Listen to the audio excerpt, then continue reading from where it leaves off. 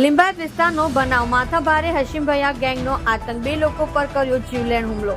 રીઢા આરોપી છે માથાભારે ઇમરાન, પાઇપ ફટકા અને બેટ સાથે હુમલો। સામાન્ય પરિવારના પિતા પુત્ર પર હુમલો। ભાવનગરમાં સરા જાહેર મહિલાઓની હાજરીમાં જ હુમલો। લીંબાયત પોલીસને હાશીમ ગેંગનો ખુલ્લો પડકાર।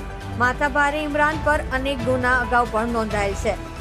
લીંબાયતમાં લોકોમાં ખોફ ઉભો કરવા માટે જાહેરાતમાં કર્યો હુમલો। હાશીમ ગેંગની ભાઈગીરીનો સિક્કો જમાવવાના પ્રયાસમાં હુમલો। પાર્કિંગ મુદ્દે નાના બાળકોની થઈ હતી બબાલ। લીંબાયત પોલીસે ગુનો નોંધી તપાસ હાથ ધરી।